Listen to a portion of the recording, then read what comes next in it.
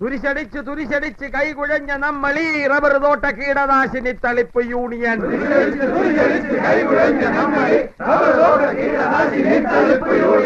താഴെ നിന്നും തുരിശടിച്ച് പൊങ്ങി വന്ന റബ്ബറിൽ മേലിൽ നിന്നും തുരിശടിക്കാൻ ആരെയും വിടില്ല നാം.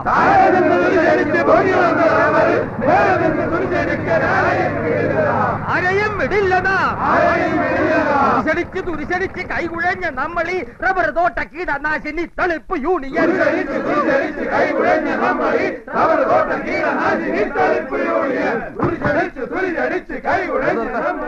സംയമനം പാലിക്കുക.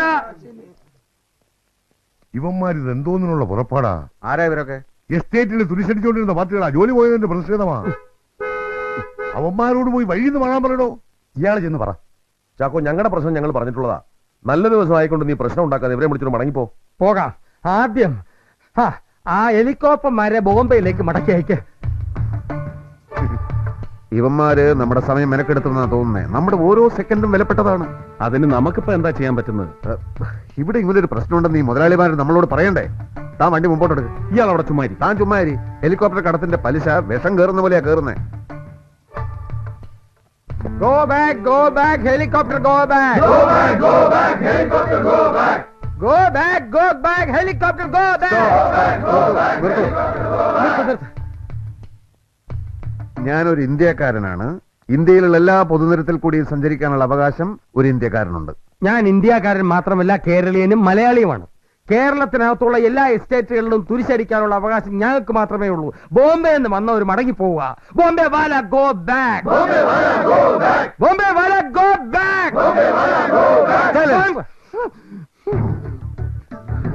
ഞങ്ങൾ വന്നത് തുരിശടിക്കാനാണെങ്കിൽ അത് കഴിഞ്ഞിട്ടേ ഞങ്ങൾ ഇവിടുന്ന് പോവും. താഴോട്ടിറക്കിയ ഹെലികോപ്റ്റർ ഇനി മേളിലോട്ട് പൊങ്ങിയാലല്ലേ നിങ്ങൾ തുരിശടിക്കൂ?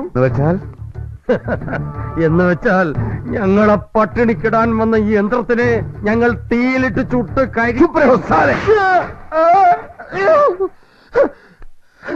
കൊന്നു കുഴിച്ചു മുറായിച്ചട്ടെ.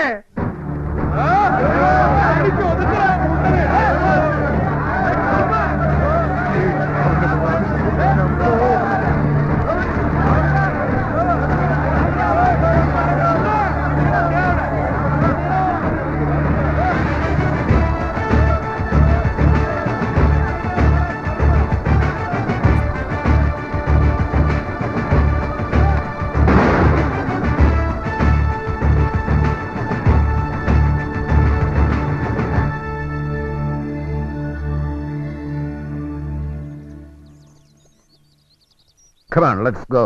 ആഹാ, എന്തൊരു ധൈര്യം. സംഗതി അങ്ങേറ്റു. പക്ഷികളെ വെടിവെക്കുന്ന തോക്കാണെങ്കിലും സംഗതി ജീപ്പിലുണ്ടായിരുന്നത് നന്നായി.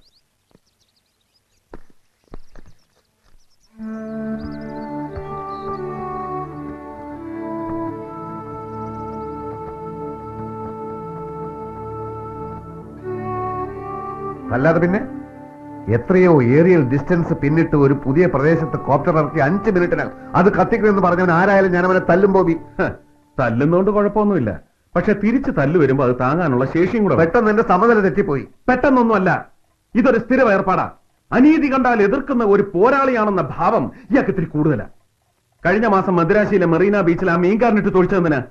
അവൻ പൊതുസ്ഥലത്ത് മലമൂത്ര വിസർജനം നടത്തിയ പിന്നെ? ഓ മിസ്റ്റർ, അവന്റെ നാട്ടിൽ അവന്റെ ഇഷ്ടം. അതിനൊക്കെ റിയാക്ട് ചെയ്യാൻ ഇയാൾക്കാര അധികാരം തന്നെ? എന്നെ ചോദ്യം ചെയ്യാൻ തനിക്കാര അധികാരം തന്നെ?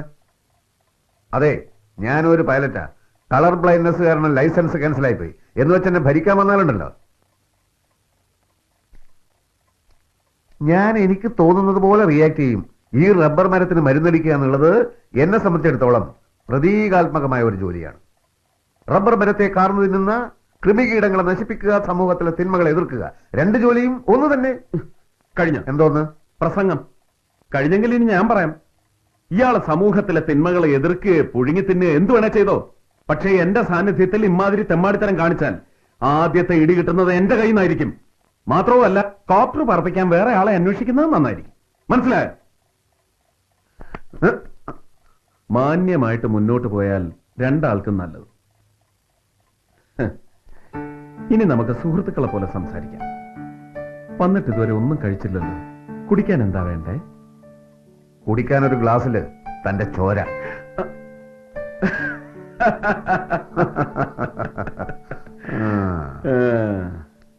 അകത്ത് കയറാൻ പറ്റത്തില്ല സാറേ. ഹെലികോപ്റ്ററിന്റെ എഞ്ചിനീയർ വെങ്കടി സാർ പറഞ്ഞിട്ട് വന്നിരിക്കുക. ബ്രോക്കർ ദിനകരൻ വന്നിരിക്കുന്നു. ഒന്ന് സാർ എന്നൊന്ന് പറഞ്ഞാ മതി. പൈലറ്റ്സിനെ കാണണമെന്ന് പറഞ്ഞ് വന്നിരിക്കുക. പൈലറ്റ്സിനെ കാണണമെങ്കിൽ ആ. അങ്ങ് ഗേറ്റിന് പുറത്ത് വെച്ച് കണ്ടോണം. നിന്നെ പോലെയുള്ള ബ്രോക്കർമാർക്കും വായി നോക്കിയേക്കും കയറി ഇറങ്ങി നിരങ്ങാനുള്ള സ്ഥലമല്ല ഈ ഹിൽവാരി ക്ലബ്ബ്. ഇതിന്റെ മുറ്റത്ത് കാലുകുത്തണമെങ്കിൽ ആദ്യം ഈ ക്ലബ്ബിൽ അംഗമാകണം, അല്ലെങ്കിൽ മറ്റേതെങ്കിലും ക്ലബ്ബിൽ അംഗമായിരിക്കണം. അംഗമാണ് സാർ. എവിടാ? ഞങ്ങളുടെ വീടിനടുത്തുള്ള ജവഹർ സ്പോർട്സ് ആൻഡ് ആർട്സ് ക്ലബ്ബിൽ അംഗമാണ് സാർ ഞാൻ. ഡോക്ടേഴ്സിനും എഞ്ചിനീയേഴ്സിനും പ്ലാന്റേഴ്സിനും വേണ്ടിയുള്ള ക്ലബ്ബായത്. ഓഹോ. ഇവിടെ ചില നിയമങ്ങളൊക്കെ ഉണ്ട്. ആ. ഒന്നാമത്, ഇതിനകത്ത് മുണ്ടുടുത്തോണ്ട് കയറാൻ പാടില്ല. ഓഹോ, എന്നാ ഒരു കാര്യം ചെയ്യാം. ആ. ഞാൻ പോയിട്ട് സാറിനെ പോലെ വലിയൊരു അണ്ടർവെയർ ഇട്ടോണ്ട് വരാം. ഞാൻ പോയേക്കാം സാറേ. വാ കീറിയ ദൈവം വയറ്റിനും തരാതിരിക്കത്തില്ല. ആ ചെല്ലേ. അണ്ടർവെയർ സംസ്കാരം.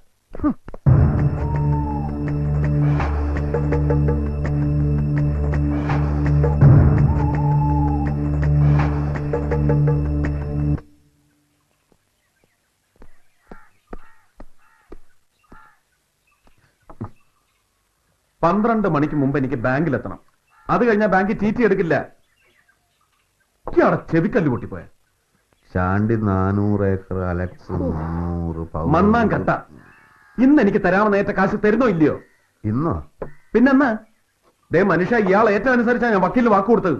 ഒരു വാക്കല്ലേ, അതങ്ങ് മാറ്റി പറഞ്ഞാൽ മതി. ഇയാളെന്താ തമാശ കളിക്കുക? എന്ന് വെച്ചാൽ ഈ ഊപ്പ മുതലാളിമാരെ അഡ്വാൻസ് തരാതെ എന്റെ എവിടുന്നാടോ കാശ്? അഡ്വാൻസ് ചോദിച്ചോ? ചോദിക്കാതെ തരുമെന്ന് ഞാൻ പ്രതീക്ഷിച്ചു. എന്ത് ചെയ്യുമെന്ന് പറ.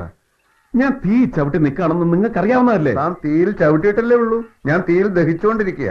മറ്റുള്ളവരുടെ കണ്ണിലെ ഞാൻ ഹെലികോപ്റ്റർ മുതലാളിയാ. പക്ഷെ 9 ലക്ഷം അതിന്റെ പലിശ അടുത്ത മാസം കൊടുത്തില്ലേലും മാർവാടി കോപ്റ്റർ കൊണ്ടുപോകും.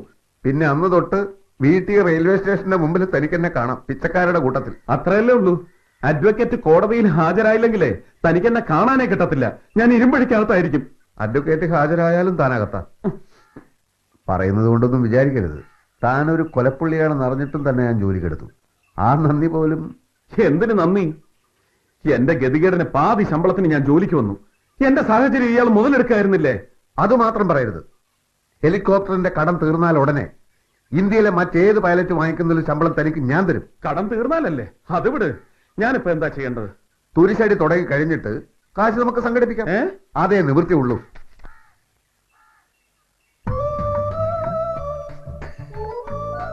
പിന്നെ മാനേജർ എന്നെ കണ്ട കുഴപ്പം. വിഷയമൊക്കെ ഞാൻ ആ കത്തിൽ എഴുതിയിട്ടുണ്ട്. ഞാൻ അപ്പുറത്ത് കാത്തിക്കാം. വേണ്ട കേട്ടോ.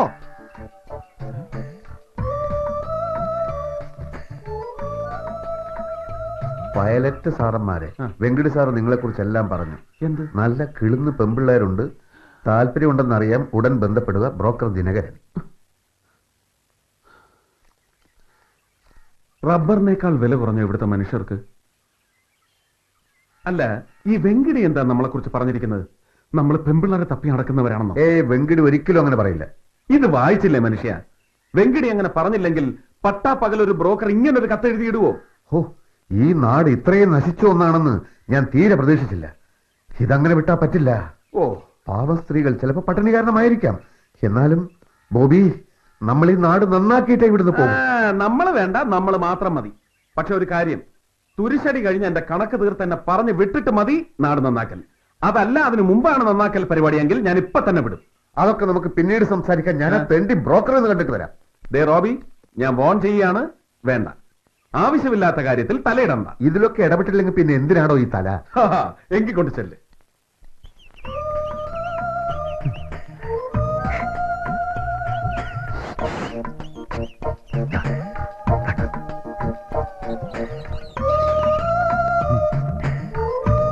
മറ്റേ പൈലറ്റ് സാറെന്തി സാറേ?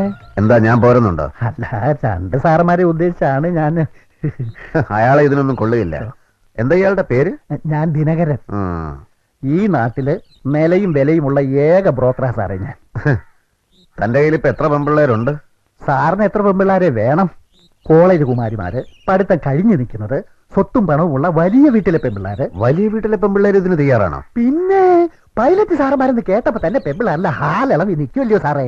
എല്ലാത്തിനെയും കണ്ടിട്ട് സാറിന് ഇഷ്ടപ്പെട്ടത് ഏതാണെന്ന് ദിനകരനോട് പറ. ഓഹോ, അപ്പൊ ഈ കാശിന്റെ കാര്യമൊക്കെ എങ്ങനെയാ? ഓ, കാശൊന്നും ഒരു പ്രശ്നമല്ല സാറേ. സാർ എന്ത് കാശ് തീരുമാനിച്ചാലും അത് ഓക്കെ.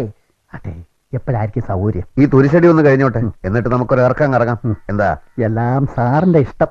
പക്ഷെ ഒരപേക്ഷ മാത്രമേ ഉള്ളൂ സാറേ, മറ്റ് ബ്രോക്കർമാർ വരുമ്പോ സാറ് സഹകരിക്കരുത്. ഒക്കെ പറ്റിപ്പാ ഇല്ല സാറേ. ഇല്ല ഇല്ല ഇല്ല, തന്നെയും തന്റെ പെമ്പിള്ളേരെയും കൈകാര്യം ചെയ്തിട്ട് മറ്റേത് കേസും ഞാൻ ഏറ്റെടുക്കൂ.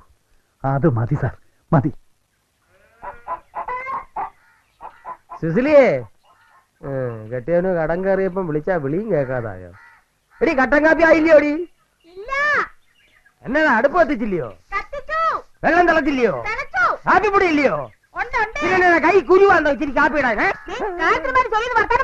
ചൊറിയാൻ തോന്നുമ്പോ ചൊറിഞ്ഞില്ല പിന്നെ എന്നെ താടി ഒരു സുഖം. തൊണ്ട നനത്താൻ ഇച്ചിരി കാപ്പി താടി. ചൂടുവെള്ളത്തിൽ ഇത്തിരി കാപ്പിപ്പൊടി രണ്ടു തുരിശിട്ട് തരാം, മതിയാ? അത് നിന്റെ അപ്പൻ വെടിക്കുഴി മാത്തന്റെ അണ്ണാക്കി കൊണ്ടുവച്ചോട്. അതിന് പാലാ വരെ പോവണ്ടായോ? അതിന് എളുപ്പം നിങ്ങളുടെ അപ്പൻ കൊണ്ട് കൊടുക്കുന്നതാ. അങ്ങനെ കാമ്പ് കൊടുത്താൽ സെമിത്തേരി കൊണ്ട് ഒഴിച്ചാൽ മതി. എന്നാ ഒരു കാര്യം ചെയ്യും, ബാങ്കുകാരെന്നെ അന്വേഷിച്ച് വരുന്നതിന് മുമ്പ് കഞ്ഞിക്കലത്ത് തുരിശി കലക്കി നമുക്ക് 300 കൂടി സേവിച്ചേച്ച് എന്റെ അപ്പന്റെ കുഴി ചെന്ന് കിടക്കാം. അതാ നല്ലത്. ആ സത്ത പോടി അവിടെ നിന്ന്. അപ്പച്ചാ, കൊടുക്കാനുള്ള കാശ് കൊടുത്തില്ലെങ്കിൽ ഇനി പാല് തരില്ലെന്ന് പറഞ്ഞു.